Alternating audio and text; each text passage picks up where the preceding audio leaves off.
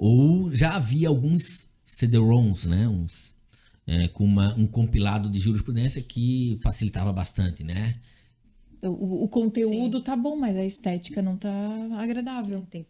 Demonstra, primeiro, a força do Estado quando ele quer impor ali a sua autoridade. Estarmos, né, na situação de uma daquelas famílias vítimas de quem foi atingido, nem do policial, nem...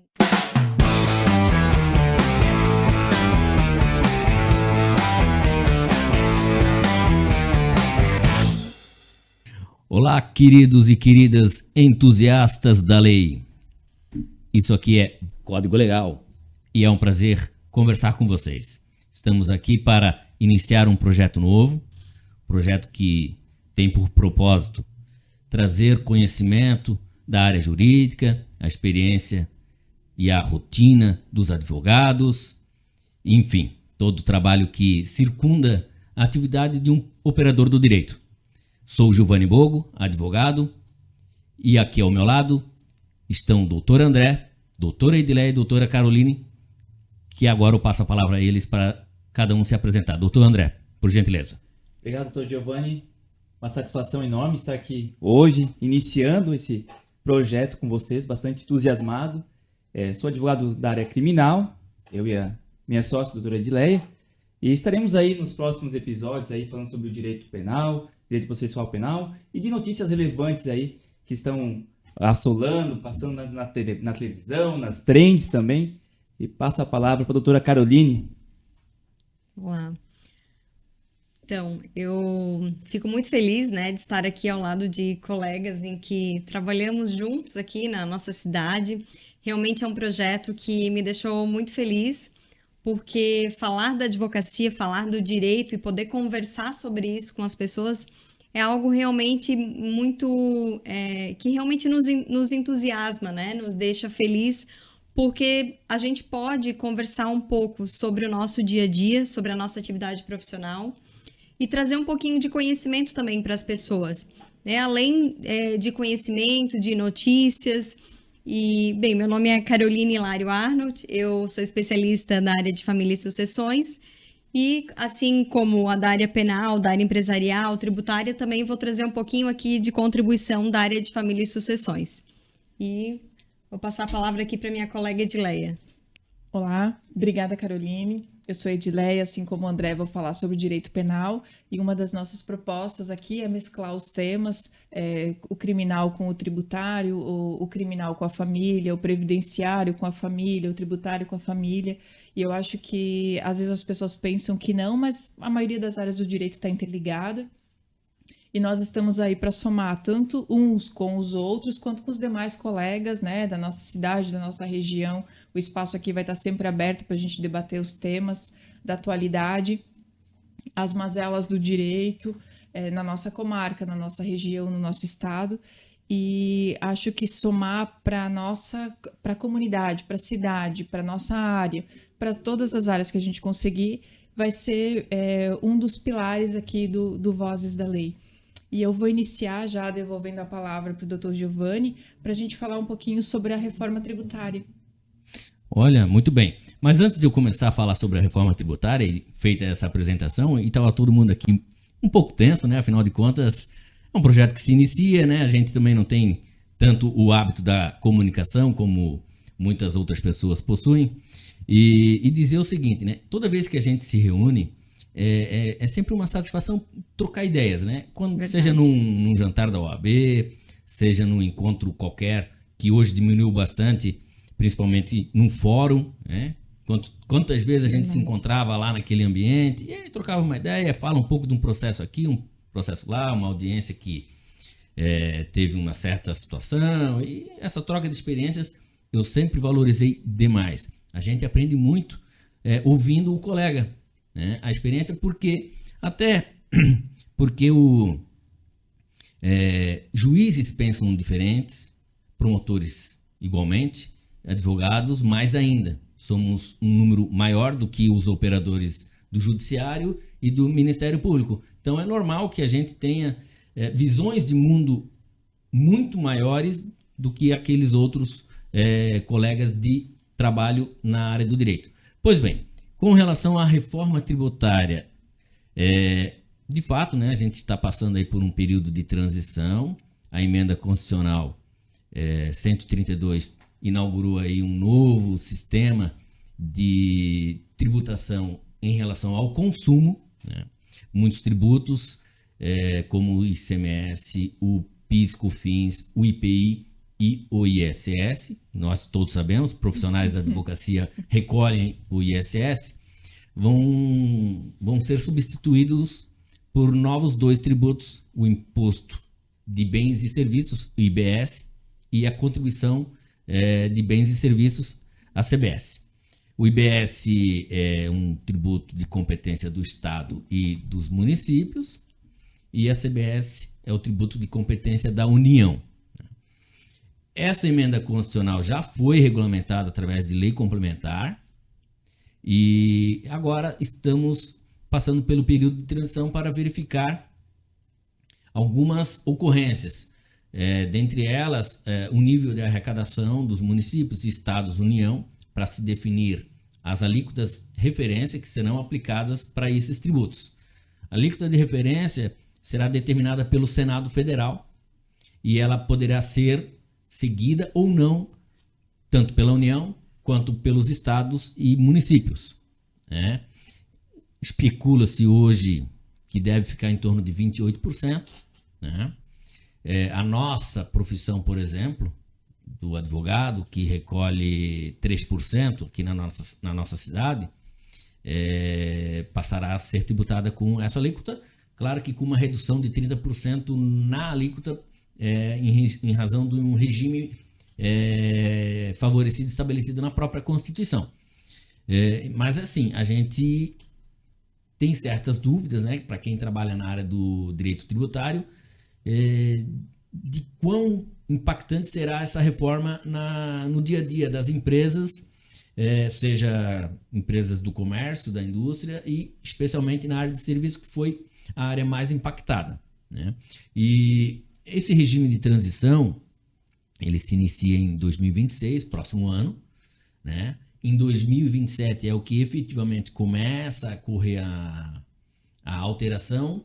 Ela é progressiva, as empresas continuarão a recolher os tributos antigos, mas uma parte desses tributos já passam a ser também recolhidos como os novos tributos criados pela emenda. Então, vai ser um período de bastante novidade e a gente está aí acompanhando com uma certa curiosidade para saber se efetivamente vai melhorar ou não. A princípio, ela ficou, né, a reforma tributária trouxe uma simplificação no sistema tributário e ela ampliou o campo de tributação dos fatos, né, de modo que a tendência é diminuir o contencioso, as ações judiciais, e também ela resolveu um problema que era muito grande, ou que é muito grande até o momento, que é a questão de crédito, né? O crédito tributário que a empresa recebe quando ela adquire alguma matéria-prima, algum bem, um insumo, ela não é ampla no atual sistema. E com o novo sistema será amplo. Então para não ter mais tanta discussão com relação a isso. E é um ponto que tem muito contencioso. Se aquele determinado insumo gera ou não gera um crédito de IPI, se gera crédito ou não de ICMS. Então a gente espera que a reforma tributária, pelo menos nesse ponto, diminua aí o problema de contencioso das empresas. E com relação à carga tributária, que é o que a maioria das pessoas quer saber, não, a gente não deve ter uma diminuição da carga tributária, até porque... Pelo contrário. Até porque essa alíquota de referência, ela vai ser baseada no nível de arrecadação dos entes federativos. Exatamente para que os entes federativos não tenham prejuízo com a reforma tributária. Então, é isso aí. Só daqui a 5 anos é que a gente vai ter mais ou menos um cenário de certeza se de fato a reforma tributária entregou aquilo que prometeu ou não. Acredito que sim. E espero também que se confirme, né? E é isso aí. Qual é o próximo tema? Só antes da gente avançar, deixa eu aproveitar já da questão tributária. Tu poderias comentar relacionado à questão sucessória? Muita gente também pergunta a questão do imposto causa-mortes, o ITCMD. Hoje a gente já tem no nosso estado, já que é um imposto estadual, uma alíquota progressiva. A gente vai ter algum impacto nisso? Não vai? Aproveitando aí o gancho. O imposto causa-mortes, ele imposto de competência do estado. A reforma tributária não tratou dele diretamente. Há sim uma tendência de se reformar esse imposto. O nosso estado, aqui em Santa Catarina, ele de fato tem essa alíquota progressiva e ele é um dos estados que o custo desse tributo é o mais alto. Por exemplo, São Paulo é 4% sobre a totalidade do patrimônio. O que eu tenho visto, acompanhado, é que outros estados passarão a ter alíquota progressiva. Sim, aqui nós já temos, então seria mais ou menos nesse caminho. Porque a reforma ela estabeleceu que ela deverá ser progressiva. Isso. Tá? Então nós já estamos adequados. Exatamente. Assim. Santa Catarina não vai sofrer um impacto muito grande nesse tributo, tá?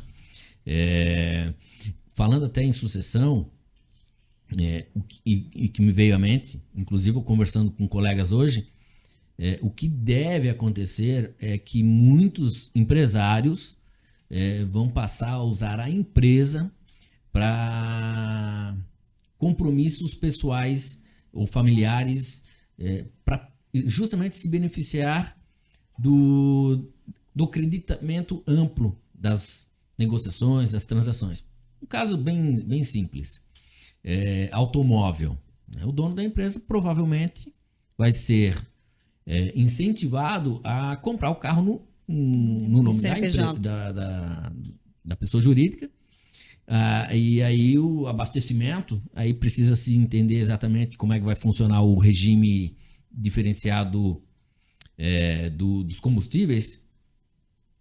Ele vai poder se creditar dos tributos ali incidentes nessa aquisição do combustível para o seu veículo particular, que está registrado na pessoa jurídica, para poder levar uma vantagem nisso. É muito provável que essa vai ser uma tendência de os empresários usarem a própria pessoa jurídica para realizar aí os seus negócios do dia a dia, negócios pessoais, né, ou da família, enfim, essas coisas assim. Isso pode vir a trazer consequências jurídicas na questão, no direito das famílias relacionado, me passou aqui agora, na questão relacionada, por exemplo, à pensão alimentícia. Hoje, um dos maiores problemas que a gente enfrenta na questão de execução, de cumprimento de uma decisão judicial é justamente conseguir penhorar, conseguir bens de um devedor. E justamente é a questão de conseguir encontrar esses bens, porque alguns se utilizam da pessoa jurídica, para ocultar o patrimônio. Então, aí a gente teria que se utilizar da despersonalização, porque está se utilizando da pessoa jurídica. Então, mais um meio que vai favorecer de uma certa forma, se eles vão poder utilizar, dessa forma para favorecer, vai ter que se atentar a isso para, de repente, pedir aí a desconsideração da personalidade jurídica para atingir um bem da pessoa jurídica, mas que, na verdade, é da pessoa física, para poder pagar aí uma verba alimentar, por exemplo. A fiscalização fazendária provavelmente não vai concordar com algumas artimanhas adotadas por empresários. E aí, provavelmente, vão ter alguns critérios também para se fazer isso. Por exemplo, um caso que aconteceu não muito tempo atrás, os empresários eles começaram a adquirir, aí era o contrário, eles adquiriam imóveis em nome próprio, em nome da pessoa física, e alugavam para a sua empresa. E alugavam por um valor alto, evidentemente, A empresa pagava esse aluguel para o empresário e aí a empresa se beneficiava daquela despesa para fins de abatimento do imposto de renda. a Receita Federal, entendendo que isso era uma estratégia tributária que tinha a finalidade exclusiva de reduzir o pagamento de tributo, aplicou lá o entendimento de que essa locação ela não tem validade para fins de abatimento do imposto de renda. Inclusive, acrescentou na instrução normativa de que o aluguel, quando realizado entre o sócio da pessoa jurídica para a pessoa jurídica, não tem a validade para fins de abatimento. Então, a fiscalização fazendária ela sempre vai estar tentando, né? E ficando... porque o empresário ele sempre anda na frente do fisco. Ele cria estratégias e artimanhas que o fisco demora a entender. Depois que ele entende como é que funciona o esquema, e percebendo que toda estratégia que não tenha outra finalidade que não seja a de reduzir o pagamento de tributo, a fiscalização ela vai entender que aquilo ali é uma evasão fiscal. Uma fraude. E aí vai desconsiderar, às vezes criando uma própria norma ou fazendo a autuação fiscal, fazendo o lançamento do tributo. E provavelmente isso ainda vai continuar, porque os profissionais da advocacia que trabalham com isso estão sendo preparados para encontrar brechas e ajudar os empresários a diminuir o pagamento aí, das despesas tributárias. Algumas serão consideradas válidas, outras não. Só o tempo dirá. Certo, gente. O nosso próximo tema é a inteligência artificial na advocacia, que vem sendo uma preocupação, inclusive, da própria OAB, né? Eu acho que mais para os civilistas do que para os penalistas, porque o que a gente ouviu até na última reunião foi de que as pessoas têm feito suas próprias defesas no juizado especial, consultando o ChatGPT, né? E aí, uma preocupação da instituição OAB em esclarecer os pontos, os malefícios e os benefícios, né, dessa inteligência, do uso, né, da inteligência artificial, porque para nós, além de tudo, gera um desserviço, né, para a advocacia, mas também um incômodo, né, porque o cliente, mas o ChatGPT me disse isso, não é bem assim, enfim, dá uma discussão até entre cliente e advogado, entre os próprios operadores.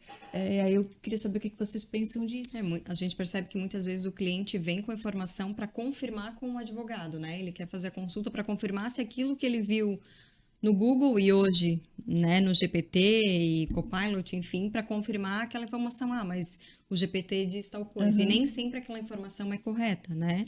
Não, na maioria das vezes eu acho que não é, né, Carol? Não dá as jurisprudências são todas errôneas, né? A gente tá vendo jurisprudência e doutrina não dá para considerar, a gente tem que usar com parcimônia, né? Eu acho que penso que a inteligência artificial ela veio para auxiliar, assim como toda a tecnologia como um todo, sem dúvida nenhuma, é um caminho sem volta, vem para auxiliar, mas precisa ser usado com cautela e sim, é obrigação do advogado que ele utilize se certificando, né? Ele tem essa obrigação e falo que enquanto conselheiro estadual da OAB, essa preocupação, essa obrigação ética do advogado de analisar, a partir do momento que ele vai assinar o documento, a petição, ele tem essa obrigação de verificar aquilo que ele está assinando. Então, não é porque ele vai assinar uma petição, eu assinei, né, foi o estagiário que fez e eu, né, não vi, não sabia. Não, a partir do momento que ele assina, ele tem essa obrigação. Então, sim, ele precisa verificar. Então, óbvio, não dá para confiar, gente. Nós já sabemos que eles criam, né, a inteligência artificial cria jurisprudência, cria doutrina. Então, não dá para confiar e precisa ser verificado, né? É uma ferramenta que facilita, né, e veio para auxiliar? Sim.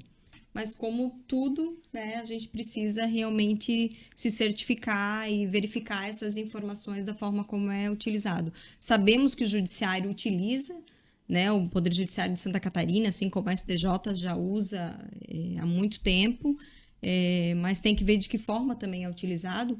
Eu soube também, tempos atrás, mês passado, que inclusive houve uma sentença judicial aqui em Santa Catarina, em que foi citada uma doutrina na decisão judicial criada pela IA e houve um recurso do advogado e no recurso não foi reformada a decisão, foi mantida. Então, a gente também vai enfrentar problemas do lado oposto, então do lado do judiciário também, porque a gente sabe que lá também é utilizado, né?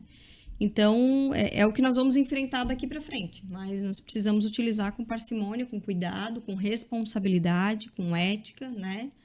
Porque o nosso nome é a nossa responsabilidade. Sim, e outro ponto que eu participei de um curso em Curitiba e estava se discutindo é que os advogados têm jogado processos inteiros dentro da IA até para buscar soluções, enfim. E foi citado um caso nos Estados Unidos que o ChatGPT, especificamente, nas consultas, ele informa autoridades. Então, dependendo do tipo de pesquisa, ele informa a polícia, FBI, enfim. E aí, o professor, né, o palestrante do curso, disse aí, e de quem é a responsabilidade por esses dados, né? Os nossos processos criminais, a família também, né? São sigilosos, são dados... Imagino que até o tributário, previdenciário, né, Giovanni? Então, são dados sigilosos e os nossos, então, tem fotos terríveis, enfim. Então, de quem é essa responsabilidade depois? Onde é que aquilo vai ficar armazenado, arquivado? Então, disso tudo a gente não sabe ainda, né? Então, acho que isso tudo é um risco para o advogado e para a sociedade no geral. A gente não sabe até onde vai a inteligência artificial chegar. Enfim, a gente está num processo em que a inteligência artificial acho que não tem mais volta, né? E vai ser difícil a gente conseguir prever o que será a inteligência artificial daqui a alguns anos. Meses, talvez, né, Giovanni? Porque de meses em meses já evolui tanto, se a gente pensar, né, numa questão cronológica, a internet que está disponível aí para o cidadão brasileiro e para o advogado, vamos dizer assim, há basicamente 20 a 25 anos, né? Quando eu comecei a advogar, a internet ela ainda era discada, os tribunais ainda não estavam com qualquer uso da internet que não fosse para ter apenas uma página lá com alguns dados e informações. Jurisprudência na época ainda não estava disponível no site, né? A jurisprudência ou era, a gente pesquisava a jurisprudência ou por livros, né? Que era tipo uma enciclopédia, ou já havia alguns CD-ROMs, né? Com um compilado de jurisprudência que facilitava bastante, né? Comparado à pesquisa através de livros, já foi um grande avanço. Depois veio a internet e aí foi sendo aperfeiçoado o sistema de pesquisa. Hoje o sistema de pesquisa em alguns tribunais é muito bom. Quem sabe manusear bem ali com filtros consegue realmente encontrar decisões que dificilmente seriam encontradas numa pesquisa baseada em livros, tá? E a inteligência artificial, ela vai muito além da capacidade que a gente tem de saber o ponto final disso, né?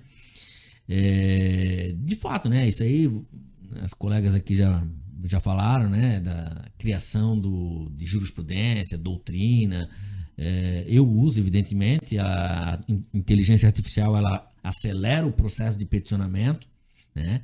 Mas não tem uma petição que eu tenha usado a inteligência artificial que eu não faça toda a revisão de artigo. Quando ele vai lá e cita um artigo, não tem. Abre a lei, vou lá conferir se aquilo que a inteligência citou, se de fato confere com o que está na lei. Porque já encontrei citação de artigo que não é aquilo que bom seria se fosse, né? Porque vem perfeito, né? A inteligência, ela tem aquilo que os técnicos chamam de alucinação, né? E uma questão também que eu já observei e já li comentários a respeito é de que como a nossa o uso da inteligência artificial, seja através do ChatGPT, o Gemini ou outras plataformas, a gente tem um login lá. E tudo fica é tudo registrado naquele login.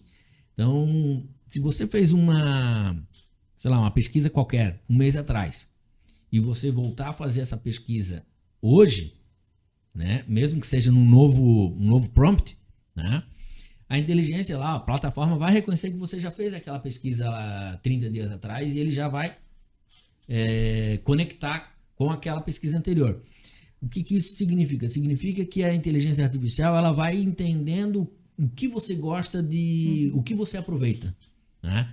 Então a tendência da inteligência artificial é dizer justamente aquilo que você gostaria que fosse agradar, entender, né? o teu perfil. E agradar, né?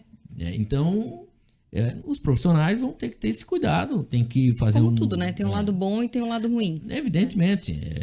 Assim como quando veio o processo digitalizado ou até mesmo o processo eletrônico, para quem estava acostumado com o processo físico, que tinha, vamos dizer assim, algumas vantagens, né? Da gente buscar o processo por trás, aqui pegava ele do verso, né?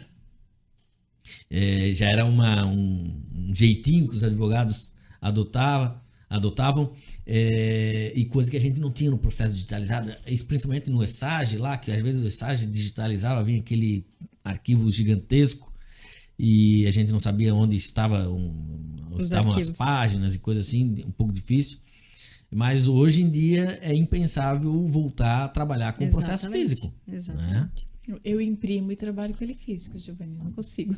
Eu depois que eu passei a usar óculos, eu perdi muito o hábito de fazer a leitura em papel, porque eu sempre fazia isso também. Eu fazia a petição e para fazer aquela finalização, aquela última vistoria para fins de revisão, e eu sempre gostava de imprimir e aí eu ia rabiscando, e aí conforme eu ia rabiscando eu voltava lá no arquivo e fazia alguma alteração, né? Não só correção ortográfica, né? Às vezes uma alteração mesmo de redação. Parágrafo, redação. E depois que eu passei a usar óculos, aí eu fiquei mais acomodado, porque no papel a leitura eu comecei a perceber que já não era mais a mesma. Aí agora eu tenho focado mais mesmo no monitor, eu comprei um monitor bem grande, daí eu posso aumentar Mas é que fica muito mais dinâmico, né? Trabalhar com duas telas, já vai alterando, Olha, já vai lendo. Olha, já tô querendo usar a terceira tela. A terceira tela, eu também já tô partindo para a terceira tela. Um papel hoje em dia, a Edileia tá precisando modernizar, hein? Eu vou dizer que é pela sustentabilidade, então. Olha as árvores. Só para pegar um gancho nessa questão da inteligência artificial, para os advogados que atuam na parte, não sei, enfim, principalmente os criminalistas, né? É importante que a gente passe a emoção, né? Então, eu ouvi um advogado do Rio Grande do Sul, não me recordo o nome dele, mas, enfim, ele falou o seguinte, ele falou que a inteligência é artificial, mas a emoção ainda é analógica. Então, toda vez que nós fazemos uma direito de família, né, principalmente, o tributário, dependendo da questão, tu consegue colocar, então, a inteligência artificial sendo utilizada de maneira responsável, como a doutora Caroline falou, o doutor Giovanni também falou, é importantíssima, é uma ferramenta, otimiza o tempo do advogado, que é muito corrido. Enfim, é isso que eu quero contribuir nessa parte, que é importante que o advogado olhe, procure, passe ali a sua essência naquela petição, para não ficar muito eletrônico, automatizado, motor, né? Mas olha só, me chamou um detalhe aqui. Eu sei que a área do direito criminal, especialmente a parte do júri, né? Ela é muito mais verbalizada, ela é uma advocacia oral, que é muito diferente dos demais ramos da advocacia. Na maior parte das vezes, a advocacia ela lida com o peticionamento. E o peticionamento demanda a leitura por parte do julgador. Inclusive, esses dias teve um juiz que indeferiu acho que foi uma petição inicial, que tinha lá suas 20 laudas, e o juiz justificou o indeferimento. Na verdade, mandou intimar, não foi um indeferimento. Mandou a parte autora, mandou intimar a parte autora, né, na pessoa do seu advogado, para fazer uma nova petição inicial que tivesse no máximo 5 laudas. Aí essa parte, inclusive, recorreu, o tribunal reformou a decisão do juiz, né, sob a alegação de que o juiz não pode determinar o volume da petição inicial. Mas isso é uma questão que já conversamos diversas vezes quando a gente se encontra por aí. Como cada vez mais existe uma necessidade de a gente conseguir ser objetivo, né, e certeiro na petição, porque a gente sabe que além de os juízes também usarem a sua inteligência artificial para fins de resumir uma petição inicial, por exemplo, olha, diga aí o que o autor está querendo para eu dar um despacho aqui ou uma decisão, né? Se a gente apresenta Pontos uma petição controvertidos. Se a gente apresenta uma petição que consegue ser objetiva e certeira em 3, 4 laudas, evidentemente que dá um agrado a mais no juiz, porque o juiz, olhando na quantidade de páginas, ele talvez até dispensa o uso da inteligência artificial, né? Então, essa é a grande chave que a advocacia precisa agora pegar e trabalhar nela. A grande chave é essa, né? Como ser lido. Ser lido. Porque Inclusive, nós sabemos que o volume de processo é tão grande que esse é o nosso maior desafio. O que fazer para ser lido? Inclusive, visualmente. Algo que a gente sempre bateu lá no nosso escritório é deixar a petição esteticamente agradável. Várias vezes já tivemos a oportunidade de ter que fazer uma contestação de uma petição inicial que visualmente ela deixava difícil a leitura. Ou que seja uma manifestação de uma contestação. Então é uma preocupação, porque a gente sabe que o juiz é humano e ele gosta de fazer a leitura de uma petição bem escrita, né, que não é repetitiva, aquela questão de uso de argumentos em excesso de latim, ou enfim, ou de uma certa verborragia exagerada, né? Hoje eu escrevo, depois de 25 anos de advocacia, hoje eu escrevo muito diferente do que eu escrevia lá atrás. A experiência foi me dizendo que seja breve e claro e diga o que o juiz precisa saber. Eu não preciso também ensinar certas coisas para o juiz, né? O juiz, a gente tem que partir da premissa de que o juiz entende o direito. Então, o foco mais é em descrever bem os fatos e entregar uma petição agradável para ser lida. O Alexandre Moraes da Rosa, que foi juiz de Santa Catarina, agora está no STJ, e ele falava muito disso, né? Pintado de amarelo, negrito, não leio. Artigo de lei, eu sei onde é que tá. Então, assim, ele discorreu muito sobre isso, né? Sobre a estética, né? Se podemos chamar assim, das petições. Hoje se fala muito, né? Visual law, tipografia, enfim, tem cursos e cursos sobre isso também, né? E assim a gente vai se aperfeiçoando, se lapidando, né? Ao longo dos anos aí da advocacia. Sim, eu lembro do Dr. Werner que os livros, para serem lidos, tem que ser numa cor específica, uma gramatura do papel específica e um tamanho de letra específica. E quando ele falava, eu pensava, frescura, né? Entre aspas. E aí agora, quando eu compro o livro, até já falei isso para André. Tem uma razão. A primeira coisa que eu olho é isso, porque assim, eu não consigo ler se a letra tá ali sem um espaçamento. É ruim da gente ler, né? Então tem livro assim que eu penso, cara, eu até queria ler o livro, mas eu começo a ler e trava. O conteúdo tá bom, mas a estética não tá agradável. Tem que estar agradável para leitura. E é isso, hoje a gente tem que se fazer ler, né? Tem que se fazer compreender, tem que se fazer... Até me lembrei agora, falando de inteligência artificial, nós vamos ter na OAB agora em novembro uma palestra sobre o uso da inteligência artificial na advocacia. É um curso da ESA, né, para capacitação aí da advocacia. Toda capacitação é bem-vinda, né? Todos nós precisamos nos reciclar sempre, né? Esses cursos da ESA, até eu acho que já houve mais, né?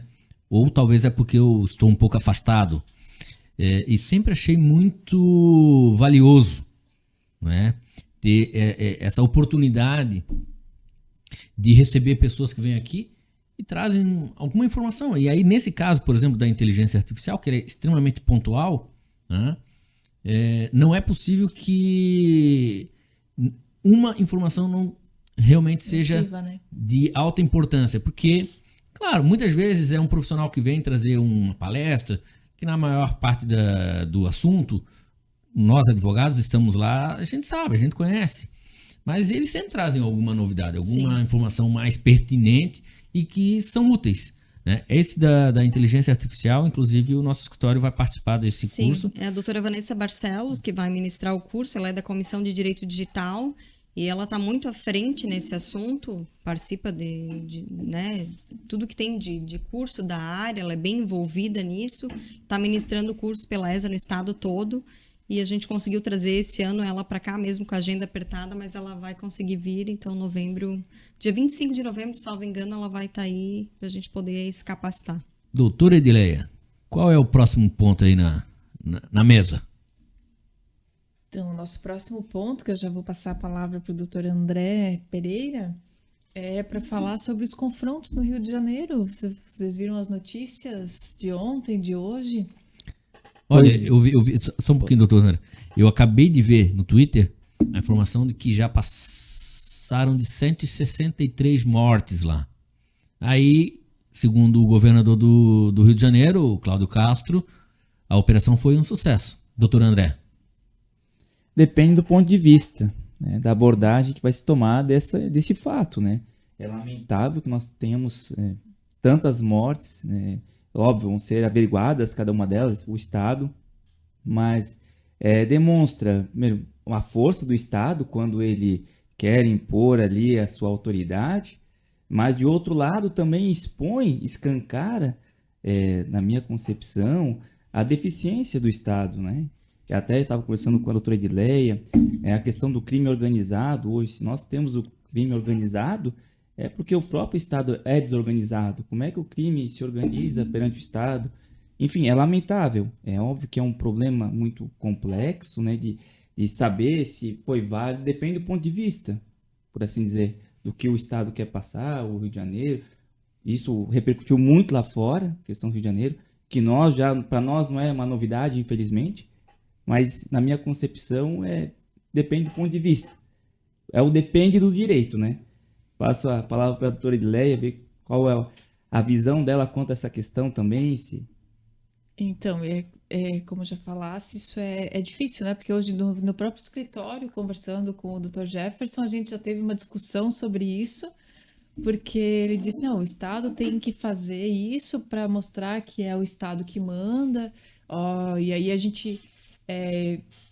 Obviamente que eu sigo, e eu falei isso para ele, né? Eu sigo pessoas com ideias parecidas com as minhas. E todas as atualizações do Instagram, por exemplo, hoje eram no sentido de que, nossa, não precisava ter sido desse jeito, que olha quanta gente que morreu, quanto inocente morto, e aí a gente olha o outro lado e vê, não, mas morreram policiais. E o Estado tem que mesmo tomar o controle. E eu acho que a experiência nos mostra que, pelo menos na minha visão, que não é desse jeito que se faz. Deveria se investir em educação, que é uma colheita a longo prazo, né? Então, o meu posicionamento é de que o caminho não é esse, né? Não, ou pelo menos não deveria ser. A gente tá vendo coisas absurdas e a gente não precisa ir para o Rio de Janeiro para ver isso, né? Eu até ouvi de um advogado, ex-policial, estava falando, discutindo esse tipo de tema, antes disso, obviamente, que se vive os policiais no Rio de Janeiro, os policiais em São Paulo, eles vivem uma guerra. E aí, eu nunca tinha pensado por esse lado, não sei se vocês já pensaram, mas ele disse, e não dá para dizer que um tá certo e o outro tá errado, porque a gente não sabe. Ele disse, só quem tá na linha de frente sabe que é uma guerra, né? Eles vivem em uma guerra. Aí eu ainda, conversando com o palestrante no intervalo do almoço que a gente teve, eu disse, mas eu sou de Santa Catarina.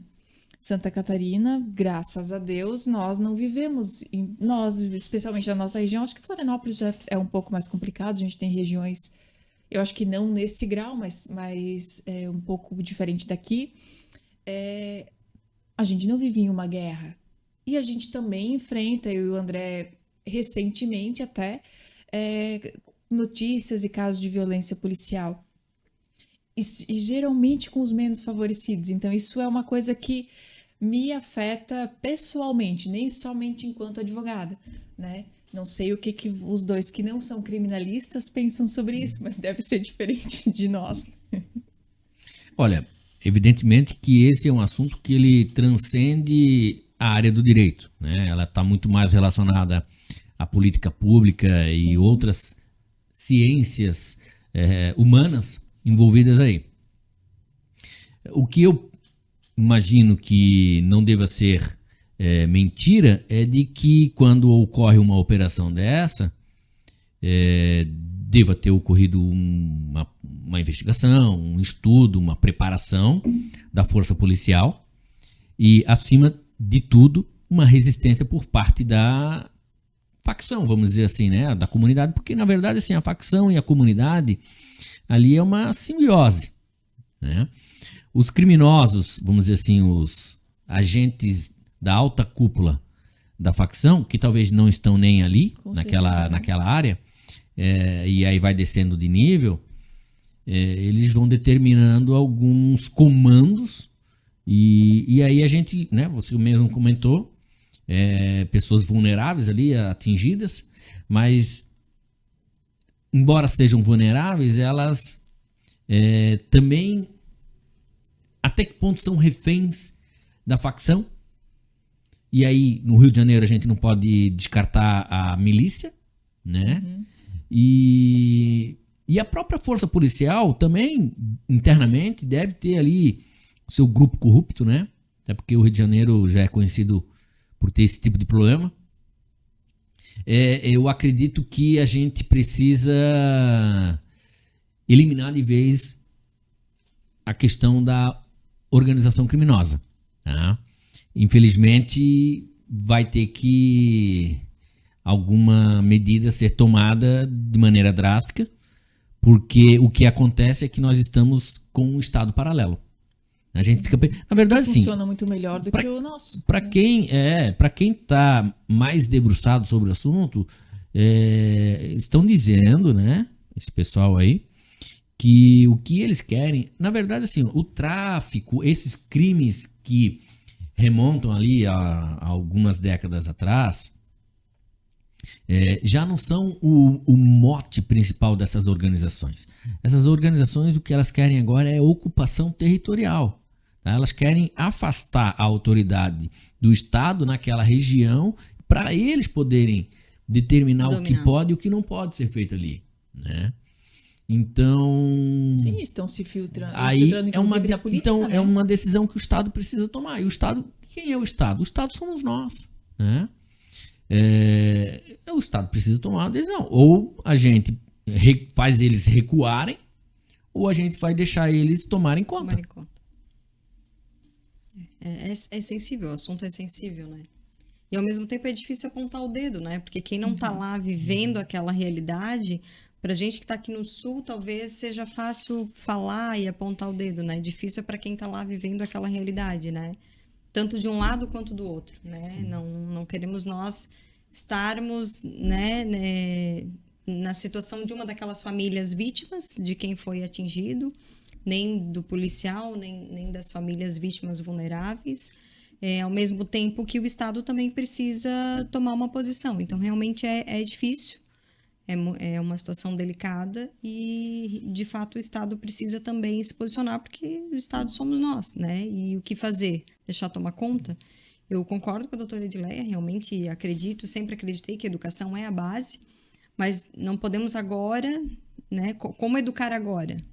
Agora a situação está latente, algo precisa ser feito, né? Mas nós precisamos pensar na causa também, só que precisamos trabalhar as duas coisas juntas, porque agora só pensar na causa não resolve. A febre está aí, a gente precisa tanto, né, medicar a febre, mas também pensar na causa do problema. Até porque, para que o Estado possa oferecer a educação àquela comunidade, o Estado precisa estar presente lá. Se o Estado não consegue chegar, Também. aí como é que fica a educação? Fica na mão da organização? E como é que é essa Não fica. educação, né? Como é que Não fica fica. essa educação? Amigos cariocas que eu tenho, né? Pessoas comuns, trabalhadoras, alguns ainda residem lá, outros já saíram. A maioria desses amigos sempre disse e mantém esse tipo de posicionamento, que é muito comum no Twitter, por exemplo, daquele comentário assim, é isso aí, tem que matar mesmo. Porque eles já tiveram várias experiências lá no Rio de Janeiro, aquela bobagem qualquer, assim, de você estar andando e tentarem furtar o celular, ou até mesmo o celular é furtado, ou andando num ônibus, passam por situações de dificuldade, ou até mesmo teve uma senhora que eu atendi aqui, uma cliente, que ela comentou que assim, olha, mulher dirigir à noite no Rio de Janeiro sem um insulfilme forte no veículo é pedir para ser estuprada. Eu achei até um pouco exagero da parte dela, mas ela é carioca, eu não tenho essa experiência que ela tem lá. Morou, uma senhora de 50 e poucos anos, viveu a vida dela toda lá, faz alguns anos que está morando aqui ainda, é ela que disse assim para mim. Então, só quem vive lá mesmo para poder ter uma opinião um pouco mais fundada sobre o que aconteceu lá. Mas é lamentável, né? De todo modo, é lamentável que a gente tenha chegado a esse ponto. Eu só gostaria achei interessante a fala do Dr. Giovanni, referente à questão da educação. Nós temos que começar, de fato, na base, né? O que eu tenho para dizer é o seguinte, que a gente, lógico, não é que a polícia chegou lá, que vão ser recebidos ali no confronto, que eles não tenham que tomar as medidas ali pertinentes ao caso, se houver a necessidade. Muito pelo contrário. Mas sim para que essas ações, elas ocorram, eventualmente, temos até uma DPF, né, que vai ser julgada pelo ministro Alexandre de Moraes, referente a essas operações policiais nas comunidades, mas que o Estado esteja presente de fato. Não a cada 6 meses fazer esse tipo de operação para, de fato, enxugar gelo. Porque amanhã terão outras pessoas lá, outras vítimas, tanto dos policiais quanto das pessoas ali que eventualmente venham para o confronto. Mas sim que o Estado esteja presente com educação, diuturnamente, firme, ocupando os espaços, o Estado, e aí, como o Dr. Giovanni falou, conseguir a educação, né? É a base de tudo, não simplesmente só a ação policial, mas sim que é um conjunto de ações do Estado, não apenas isoladamente a segurança, a polícia e até lá, não isoladamente só ter educação, tudo um conjunto, né? Então, essa questão é um tema bem sensível, como a doutora Caroline falou. Polêmico. Polêmico também. Não é fácil, porque quando um não quer, 2 não conseguem, né? Então, se o lado da facção criminosa não quer que o Estado chegue até lá, o Estado precisa entrar à força. Mas tudo bem, a gente já conversou bastante, né? E vamos chegando aqui ao nosso encerramento do primeiro episódio. Foi uma satisfação muito grande poder compartilhar esse momento com os colegas aqui, já deixando claro que não serão apenas nós, né? Temos outros colegas que participam desse grupo e outros colegas serão convidados a estar aqui, conversar, trazer a sua experiência, a parte da área onde milita na advocacia. Eu cuido muito da parte tributária. O Felipe Joaquim, que faz parte do grupo, mas que hoje não pôde estar presente, trabalha com a área do direito previdenciário, vai trazer muitas informações dessa área. Doutora Edileia e doutor André trabalham com a área do direito penal, já tiveram a oportunidade de expor aqui as suas experiências. Doutora Carolina, na área de direito de família. E alguns outros profissionais, colegas nossos aqui, serão chamados a passar a sua experiência nas suas áreas. Colegas, à vontade para fazer aí suas alegações finais. Só vamos convidar todo mundo para que possam também nos sugerir temas, né, para que a gente trate aqui de assuntos atuais e que a comunidade tenha interesse em ouvir. E foi uma satisfação, é sempre uma satisfação estar com vocês e trocar ideias, como o Giovanni falou. A gente se encontra pouco, acho que a gente tem pouco tempo, trabalhamos muito, né?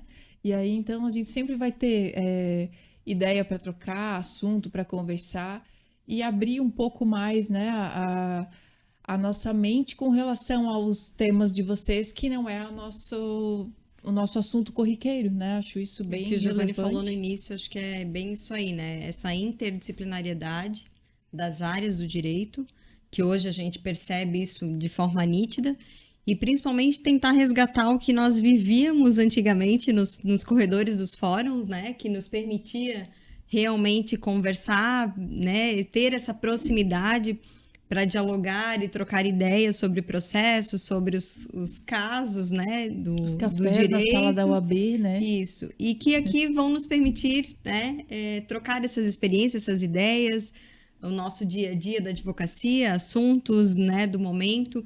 Então, realmente foi um prazer estar com vocês, é uma alegria realmente. Espero poder contribuir e trazer alguma coisa da área do direito das famílias, né? Acredito que, vou ousar falar, mas acredito que é uma das áreas do direito que mais evoluiu nos últimos tempos, né? O direito das famílias evoluiu muito realmente, então tem muito assunto para falar e essa interdisciplinariedade é muito útil, né, para toda a comunidade. Espero realmente que as pessoas assistam, gostem e possam também contribuir, os nossos colegas, as pessoas dando sugestões aí, ideias para que a gente possa conversar e trazer informações relevantes. Muito obrigada. E para mim, os últimos agradecimentos, primeiro, para mim é uma satisfação estar aqui hoje com vocês e uma honra, principalmente, porque vocês, o doutor Giovanni, a doutora Caroline, a doutora Edileia, são profissionais aí que estão há mais de 10 anos na área, têm muita experiência. Eu sou o mais novo aqui na mesa, pouco sei, né? Tenho um pouco para contribuir aqui com vocês, apenas 6 anos de advocacia, 4 anos de uma advocacia mais firme, mais focada. E estamos aqui para trocar conhecimento, para que não fique muito monótono também, como o doutor Giovanni falou. É um bate-papo, é uma troca de experiência. Obrigado. Olha, essa história de novo e velho, na verdade, na área do direito, o novo ele tem o brio, tem ali o gás, né? E isso é muito importante, porque com o tempo a experiência é muito válida. Mas a gente acaba ficando um pouco acomodado com algumas coisas ou até um pouco frustrado.